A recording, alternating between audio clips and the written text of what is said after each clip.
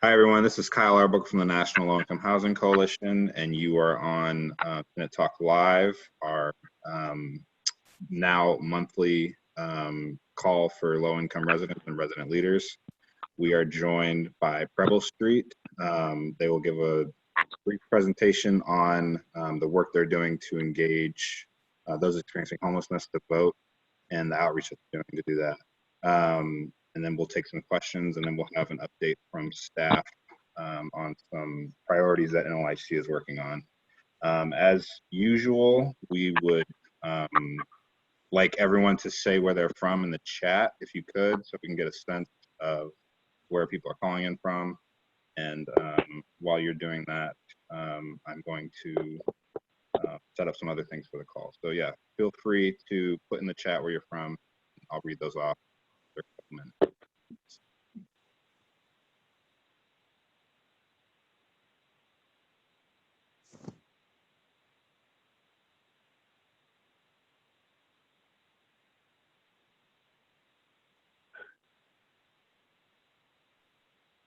All right, so we're kind of all over the place. We have Andrea from Syracuse, New York, Aaron Anderson from Little Rock, Karen Shaw from Somerset, Pennsylvania. We have Lynn Soderstrom from Southeast Minnesota. We have Caitlin from the Legal Aid Society of Hawaii, a long way away. AJ from Wisconsin, Sharon Perry from Florida, Elaine from Connecticut, Esther from Monterey, California, Knudsen from Torrington, Connecticut, Irma Love from Racine, Wisconsin, Sharon Sherman from Greater Syracuse Tenants Network, Tommy Renee from Portland. We have Alicia Alvarez from New Jersey, Vanessa Vale from Yuma, Colorado, Bammy Hayes Brown from Georgia Act in Atlanta, Taisha Martin from Syracuse, New York. Unfortunately, I don't see any here from Maine. Sorry, Anna. But maybe some people will join. That's so okay. I'm originally from upstate New York, so shout out to everyone from Syracuse. Yeah, we got a lot of Syracuse today. That's great. So I think we'll get started. Anna, if you want to share your screen and a little bit more about what Preble Street is doing and more about who you all are.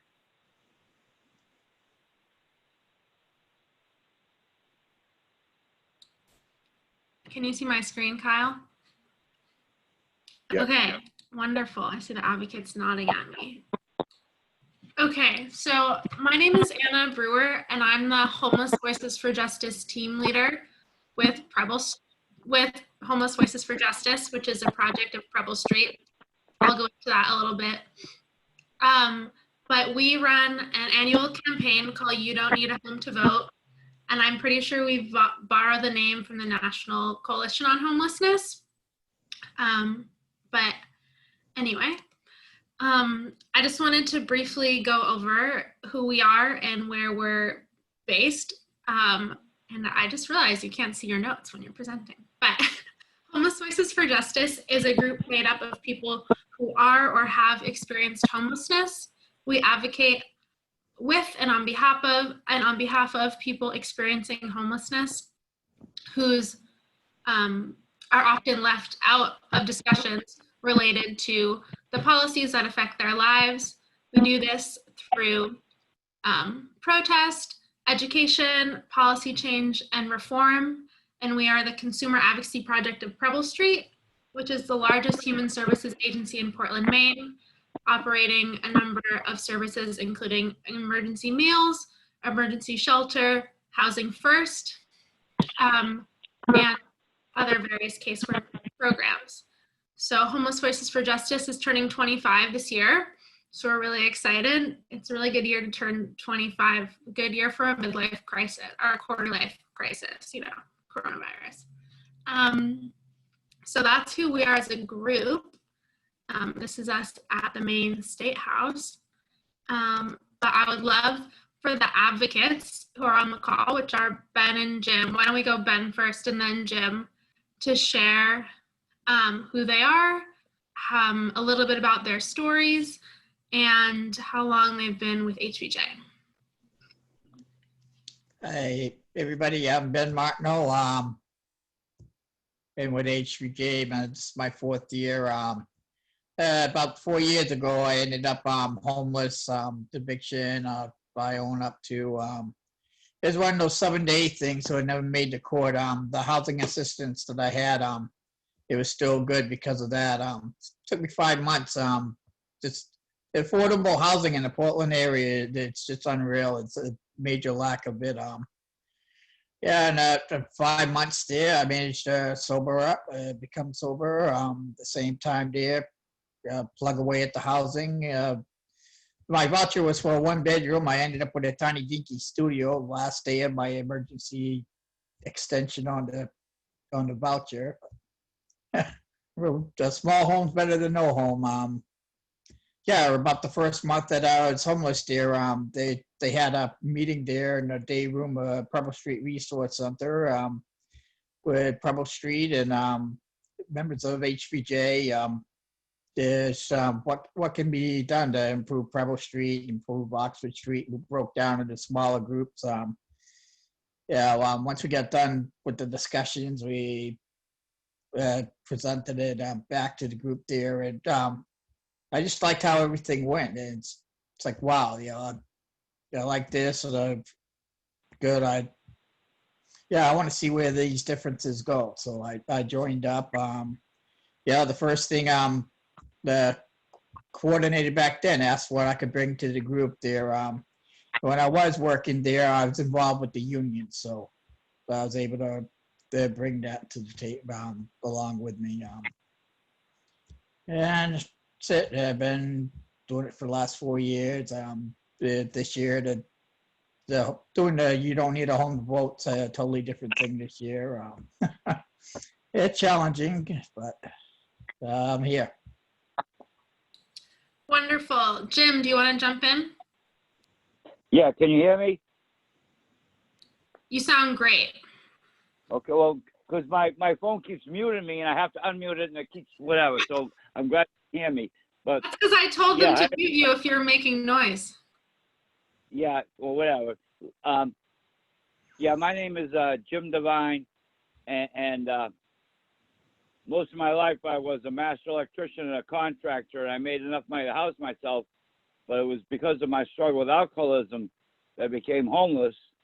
I've been sober since 2008, so I thankfully I have that under control, and one thing led to another, and I ended up joining Homeless Voice for Justice in the year 2000, when I was right next door at the Salvation Army Rehabilitation Center, right next door to Preble Street. So so I wandered up to Preble Street one day, which the Salvation Army people kind of discouraged because they didn't want you to go up in this den of iniquity.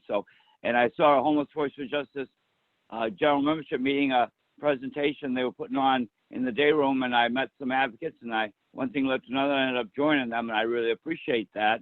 And so, I'm involved with a lot of stuff. I mean, particularly since I'm in recovery, I'm very interested in advocating for recovery services being able for people who have a substance use disorder situation, because that is a large cause of homelessness. That's the only cause of homelessness, but it is a large cause of it. So that's one issue that's of importance to me, and that's one thing that we've been having. You don't have a home to vote campaign, and because of the coronavirus situation, we can't do what we usually do, which is have candidates forums in the soup kitchen where the audience of homeless people get to ask questions of the candidates. And so unfortunately, because of the coronavirus lockdown, we can't do that this year. So we're doing phone interviews with all the candidates and asking them questions about housing. And I particularly make a point of asking questions about recovery issues. So that's all good.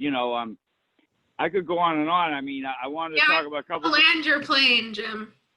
Yeah, I'm landing my plane. I got a couple things specifically to talk about. I don't vote campaign before the meeting is done. Yeah, so you gave a great segue. I changed the slide while you were talking to show 2 photos from our previous You Don't Need a Home to Vote campaign. So both of these were taken in the Preble Street Soup Kitchen, which serves, well, pre-coronavirus, served 3 meals a day inside, and now we serve meals mobily. But on the left, we have the advocates with Janet Mills, the governor of Maine, center. And then on the right, we have one of our advocates, Carolyn, introducing the mayoral candidates for the last mayoral campaign in our race in Portland. And so this was a really amazing and unique thing in the sense that we invited the candidates every year for every election to the soup kitchen, to the space that is utilized by people experiencing homelessness and poverty. And the candidates not only were taking questions from Homeless Voices for Justice that were prepared, but also taking questions from people in the audience. And I think it really gave candidates, or Jim, we're getting a little background noise from you, FYI. But I think it really gave candidates educational discomfort, as I like to call it, of really confronting the issues of homelessness and poverty. But I would love to hear from Ben and Jim, like what particularly was powerful about having the candidates in the soup kitchen with not only you guys, but with people who are currently using Preble Street services. We muted Jim because he keeps making background noise.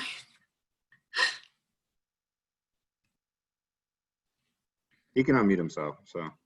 Okay, I'm gonna move along then. Technical difficulties are a constant in our world. So as Jim mentioned, everything's way different this year.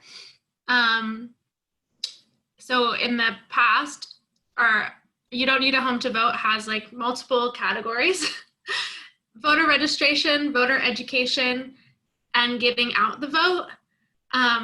So everything is super different this year. So like last year, we would have candidates in the soup kitchen and we would be engaging people as they were using resources of the Preble Street Day Center, and that's just like not a possibility anymore. So we've taken our show on the road all around Portland, and we've taken our show online, having online interviews with every candidate who would take us up on our offer. But Jim and Ben, do you guys want to jump in and talk about some of the differences between past years and this year? Also, Jim, it's *6 to unmute. There you go. Yeah, well, okay. What is the question? The question is the differences between this year and previous years. And I asked before what was powerful about having the candidates in the soup kitchen and unique about that experience. Well, I tell you what, the way we had it, the way we worked out is each advocate would partner up with a specific candidate. I partnered up with Senator Angus King when he was there, and we would hopefully have the candidates eat breakfast, as residents or as homeless people do, and meet some of our, we didn't want the candidates all hobnob together. We wanted them to meet the people, and that worked out pretty well. And that would usually happen for half an hour before the forum, and give the candidates a little bit of experience of what people go through, and then we'd have our candidates forums, and that was all good to kind of give the candidates an idea of the lives of they're being lived by people. Yeah, and I bet you could learn a lot from how the candidates conducted themselves in the space. Oh, absolutely. Ben, do you have anything you want to add?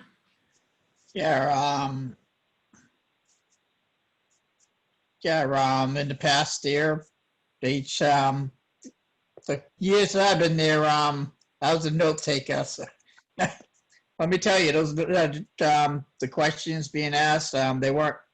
With the time that was involved, one candidate would answer one question, another candidate answer another question. There's a few important questions where all the candidates had a turn to answer.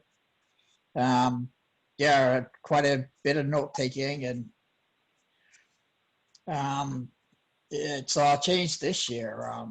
I think this year, doing the interviews there, the more in depth, each candidate gets a chance to answer all the questions having to do with each position.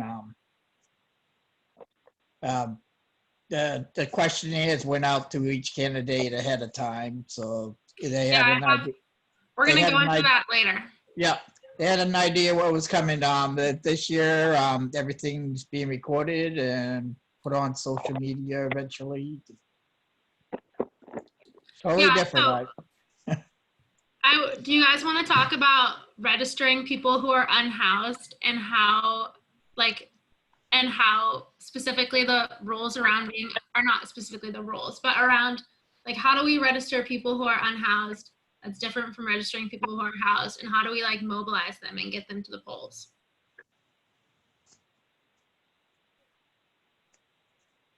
Well, we have forms for people to make out, and they can get a documentation, from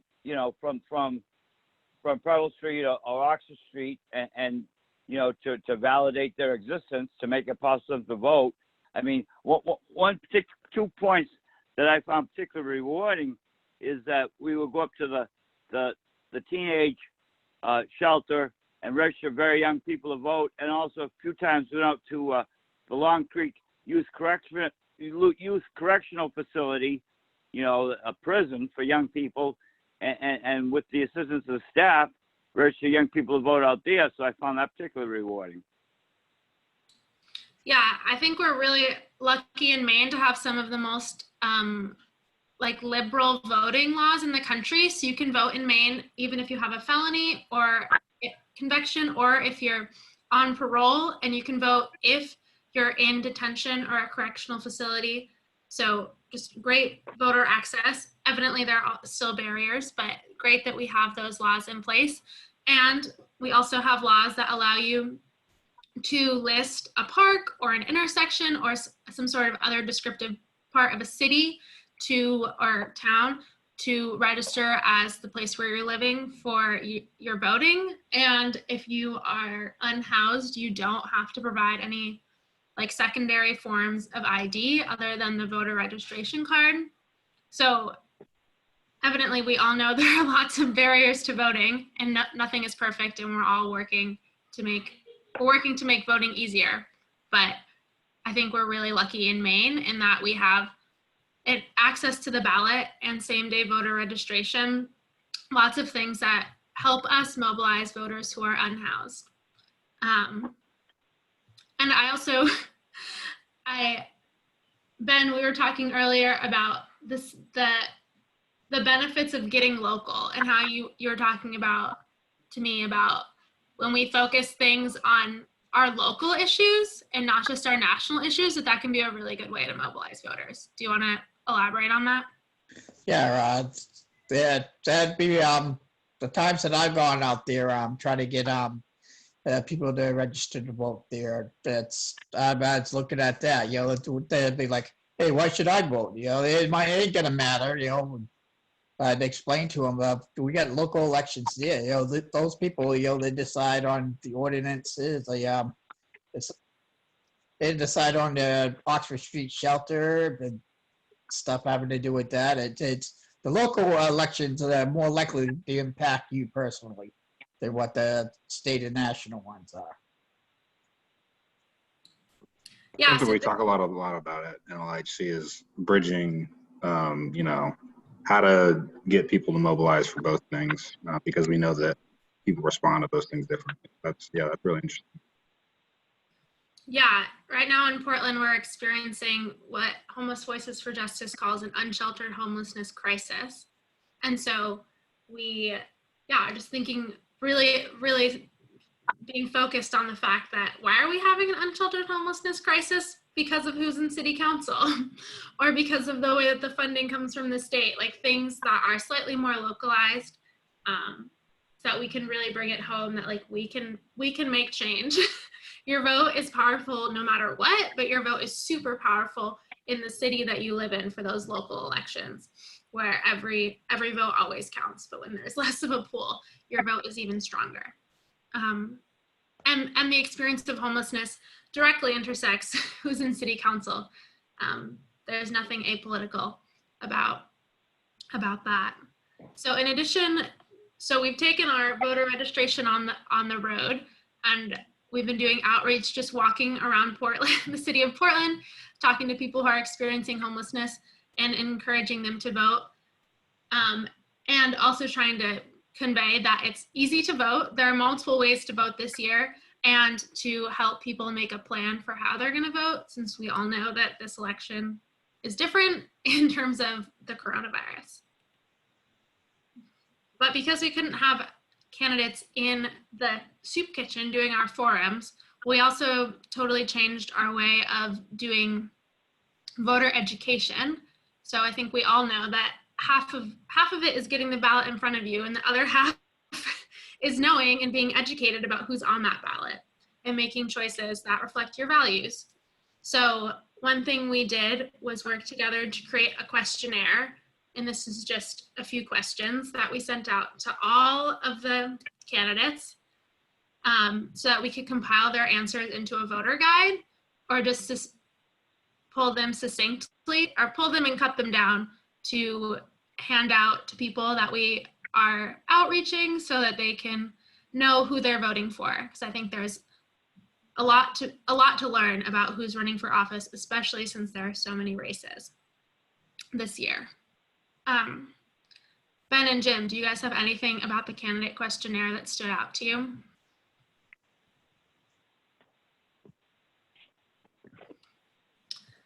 And yeah, like I said earlier,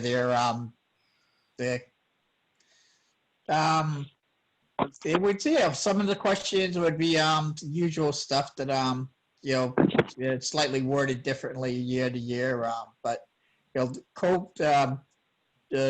brought forth your homelessness more towards the forefront, and COVID also brought the racism towards the forefront. So those topics are covered in more in the questionnaires. And still, I like is every person had an opportunity to answer the questions. Yeah, and I think the answers are super valuable, because now we have in writing statements from all the candidates about what they're going to do or what they believe, that we can come back to once they're in office and say that, like, you said you were going to do this, and we're not seeing action on that, and we want to hold you accountable to the answers that you gave. And in addition to having them in writing, we recorded them saying it, so they really can't escape us now. So instead of forums, we've been interviewing all of the candidates that responded to our ask, which include federal, state, and local elections. So this is just a photo from an interview with somebody running for city council. But yeah, I think the interviews have been super interesting, and another great way to just get people on the record about what they're going to do once they're in office. And Jim, do you want to talk about the last question that we always ask the city council and why we ask it? Yeah. We always ask the question of city councils, because Portland has a long-standing policy of providing shelter to anyone who needs it, and that has been threatened off and on over the years by various issues. And so I always make a point of asking the question whether they'll continue to adhere to Portland's policy of providing shelter to anyone who needs it. And they always say yes, so at least we have them on that record. I mean, there's another aspect that is kind of interesting. At the present time, Portland has made a decision to relocate the downtown homeless shelter out on the outskirts of town at Riverton, and that's a rather controversial situation. So we ask a question about that also, about smaller shelters versus large shelters or whatever, or the warehousing of homeless people, which is one thing that the decision to relocate to a large shelter on the outskirts of town touches upon. Yeah, and I think that's really strategic for our outreach to voters, because what we hear a lot in our community, or in the community of people experiencing homelessness, is concern that the shelter is moving 5 miles outside of town, and or 5 miles to the outskirts of town, and what that's going to look like for their day-to-day lives. So in terms of our voter education, we can provide answers to that question around how different city council stand candidates stand on the issue of where the shelter should be and whether or not the plan will change. So I think that's just like a really strategic question in terms of asking the questions that matter to the people that we're trying to mobilize to vote, and like giving them the tools to know like who agrees with them on or who empathizes with them on these different issues. Right. Ben, do you have anything to add? Yeah, that long outstanding commitment to the voting day, that's 35 years old. Yeah, we ask the question about asking everyone about It's just, shelter. we gotta let them know how long. 35 years, yeah. It's really important for holding city councilors accountable to their commitment to sheltering everyone in Portland. And then evidently we have to educate voters. In Maine, we have ranked choice voting, which is a really cool system of you deciding in what order of preference would you like people to be your elected official. So we're working on different sorts of educational materials about everyone that will be on the ballot, and also educating people so they know that they're not choosing candidate A versus candidate B, but they're ranking candidates A through E. So there's a lot to learn, and I think we're always talking about like the barriers to voting, and though like ranked choice may be a great system, it also presents another barrier of like people have messaging that when you vote you choose from person A and person D, encountering that message so we can make sure that people vote in the way that they should be voting. And then the last thing I wanted to talk about was just like using our staff and our social media and different things to not just like outreach both and get the message of voting both to our clients who follow us on social media and out to the world. But every year we run a Preble Street Votes campaign along with our Homeless Voices for Justice Votes campaign, and we ask people why they vote, and we use this information to do lots of things on social media. And we always try to bring it back to our values and our mission at Preble Street and the work that we do.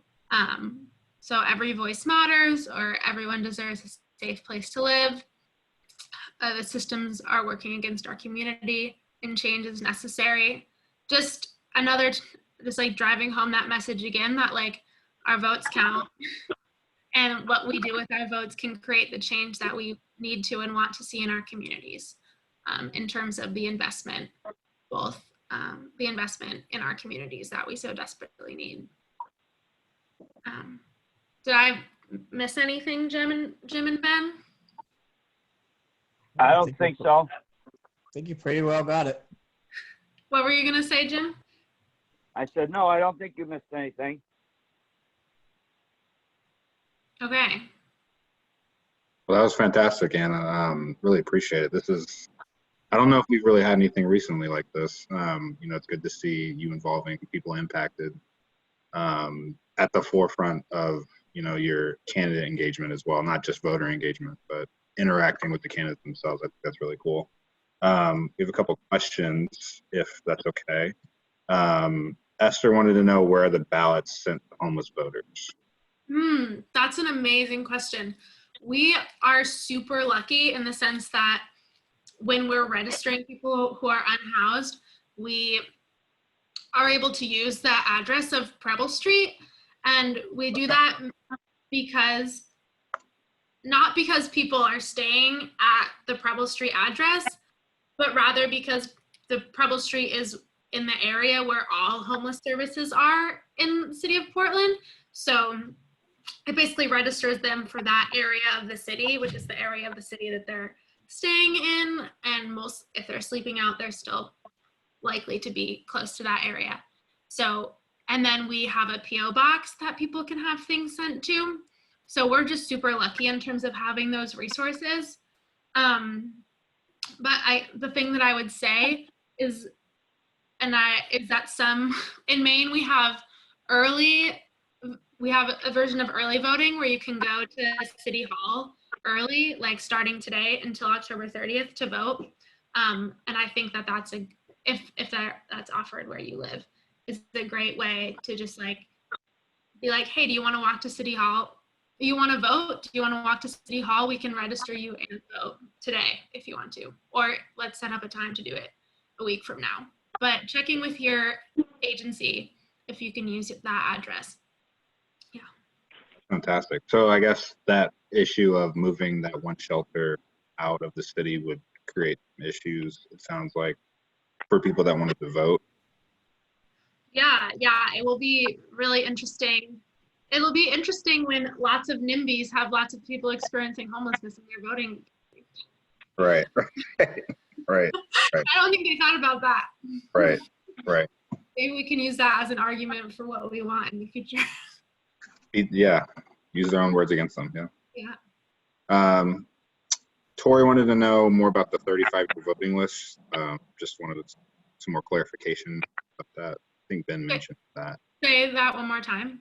The 35-year voting list. Oh, not a voting list, but you guys can correct me, it was either 1980 or 1985 when the city of Portland first created its first shelter. They said at that time, we're going to shelter everyone in Portland who needs it. And so we just, at every candidates forum we've ever had, we end by asking them a question of whether or not they're going to uphold that commitment, because we think it's unique for this city to have made a stance saying they're going to shelter everyone who needs it, and also the city's not following through on it. So it's just a question that we ask every single city council candidate, and they know it's coming, and hopefully they know how to answer it correctly. But yeah. Okay, got it. Yeah, that makes more sense. Michael Kane from the National Alliance of HUD Tenants wanted to know whatever happened to the Portland Tenants Union at Democracy. If you all work with them still, or Jim Devine sounds like something you would know.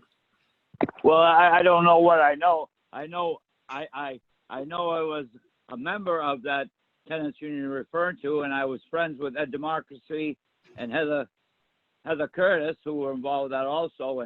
But that seems to have vanished from everybody's radar screen. I haven't seen either one of them for years. So I don't have any answer to your question. I'm just aware of its existence, but you're talking about ancient history as far as I'm concerned. We have a fair amount of tenant organizing resurfacing. Okay. Yeah. And have you been working with them on these issues like voting and things like that, I'm assuming? We're just loaded in resources. Preble Street has 3 Housing First sites. So those are 3 places that we're able to engage voters. And the Maine Affordable Housing Coalition has been sending out lots of National Low Income Housing Coalition voter stuff to all of the housing providers in Maine. So we've been doing a lot with the 3 sites that we have, Preble Street has in Portland, which is just and lots of people who are in subsidized housing utilize our services. So we find them and ask them if they want to register to vote too. Yeah, gotcha. Carrie wanted to know, are they shifting the entire grouping of agencies to the area of that new shelter, or just a shelter will be going to that area? I'm like, all of you guys come to Portland. You seem to like be on it. Right to our mayor. That's a great question, and there has been no groundbreaking of anything new. So that's partly why we've been asking city councilors. Also part of that question is thinking about coronavirus shows us that large congregate shelters are dangerous. Right. So in addition to just the needs of people, is that like safe in this world? So no, we don't know. We're living in an in-between world right now. Yeah. Esther wanted to know what Portland is doing to prepare for the coming wave of evictions, and maybe you can talk about some of the work that you all have been doing to prepare for that, or mitigate the already ongoing evictions as well. That's a really good question. We haven't been as clued in on that, but we're lucky to have two really good partner organizations who are on top of it, Pine Tree Legal Association and Maine Equal Justice. Pine Tree has been doing or an eviction education webinar every Monday. So for people who like are facing eviction or need to feel like they might be facing eviction, they can go to this weekly call/webinar to learn about what their rights are. And also Pine Tree offers like legal assistance for people who are facing eviction.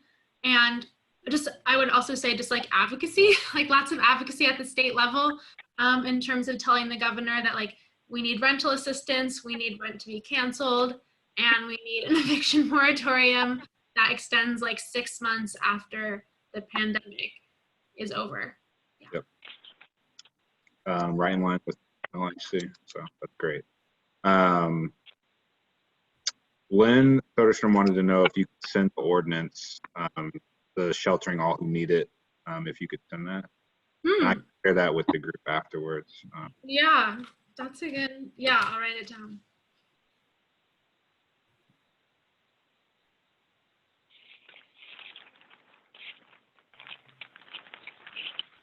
I think that is it. Question. Let's come in later. But Paul, our COO, wanted to let you know that we want to say thanks and for all you're doing on the. I think that comes from NLIHC as well. This was great. So yeah, if anybody else has any questions, feel free to share them in the chat or email me, and I can pass them on to Ben and Jim. But thank you so much. We really appreciate it.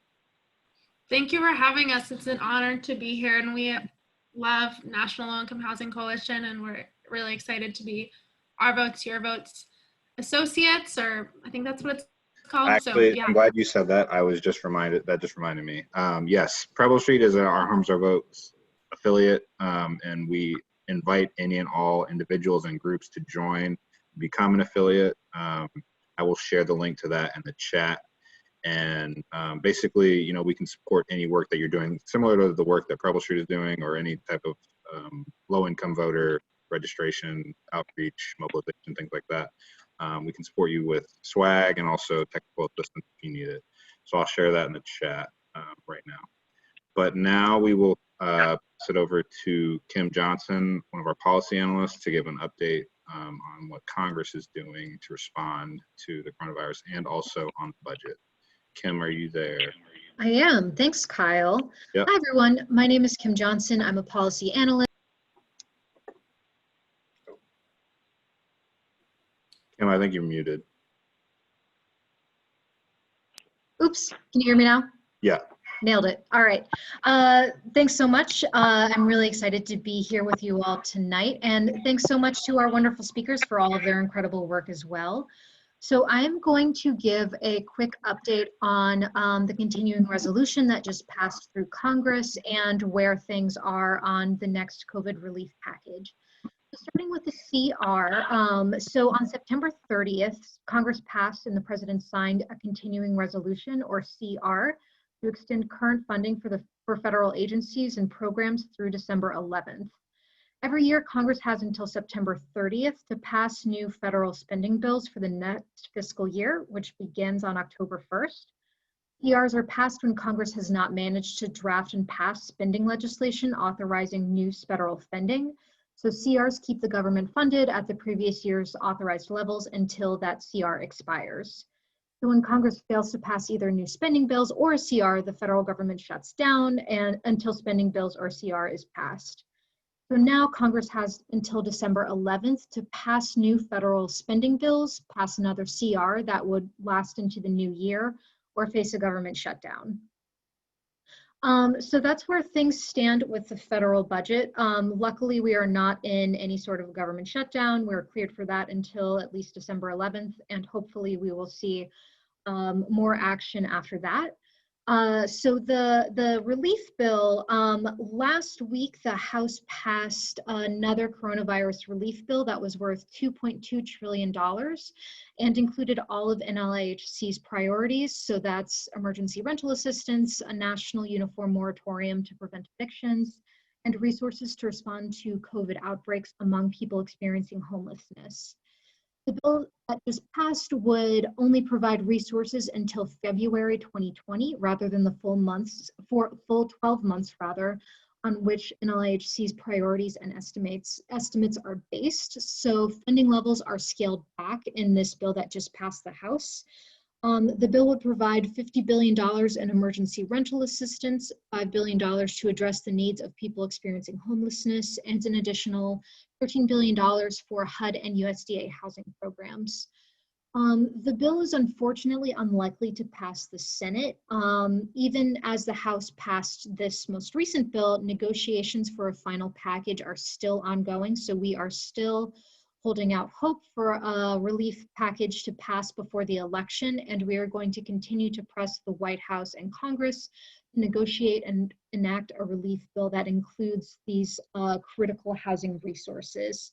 To that end, if you're able, we would still encourage everybody to get in contact with their members of Congress, let them know how their lack of action is impacting you. There seems to be a huge disconnect between what Congress is doing and the reality of people's lives. So the more that we can uplift those stories and put pressure on them to actually take action, the more likely that action will come through. Yeah, so that's an update for me. Happy to take any questions. Thanks, Kim. Does anybody have any questions for Kim about the budget or the COVID relief bill? So I see in the chat a question, or I guess a question or statement from Sharon asking about kind of the longer term fixes as well. And that is an excellent question because there was a massive affordable housing crisis before COVID-19 hit. And this crisis has only made it even more acute for just so many people. By our estimates, the number of severely housing cost burdened people is going to increase by about 1.5 million additional households as a result of this pandemic. And so it is crucial that even as we push Congress to enact a relief bill that would, you know, help bridge this gap or essentially act as a Band-Aid and provide these short-term fixes, we also need to be pressing Congress to invest in affordable housing for longer-term solutions. We need to demand rather that they pass legislation that will bridge the gap between income and rent for so many housing cost burdened people. And so we need to also keep our eye on kind of the grander scale and the grander scheme of things in order to ensure that housing is seen as a human right, because it is, and everybody has access to affordable, accessible housing. Thanks, Kim. I just shared our take action form to do exactly that. So thank you for that reminder. All right. If there are no other questions for Kim, hold on. Renee gave a statement. Kim, I would love to see legislation that prohibits landlords from requiring minimum income levels. I don't know if there is any out there right now. Do you, off the top of your head? I do not. That is a great question. I'm not sure how much room there is for the federal government to impose something like that. But one thing that we are working on very closely is prohibiting source of income discrimination, because oftentimes if somebody, even if somebody is, you know, lucky enough to get a housing voucher, which is a drastically underfunded program, landlords will flat out refuse to accept a tenant who's coming in with a housing voucher. So one of the big things that we're working on is prohibiting landlords from being able to discriminate against prospective tenants based on their source of income. But that's a great question. I can definitely look into that for you, Renee.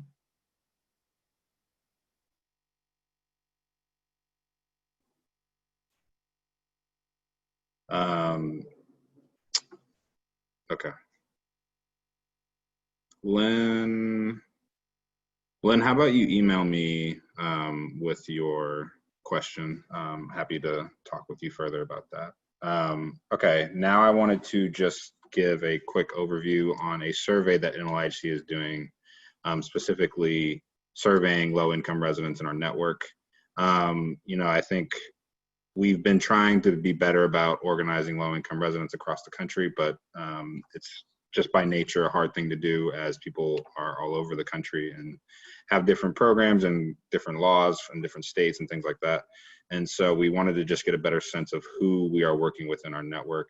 And so I've along with my supervisor, Joey Lindstrom, created a survey that I will share in the chat that asks pretty basic questions to start out with, just what's your name, your race, and then we also want to know if you've experienced homelessness, if you are experiencing homelessness right now, what type of housing programs you use, if you've been seeking rental assistance, the barriers that you've had in seeking that rental assistance, and then what type of things you'd like to see on Tenant Talk Live.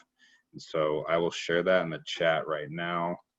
And please let me know if you have any questions about the survey. And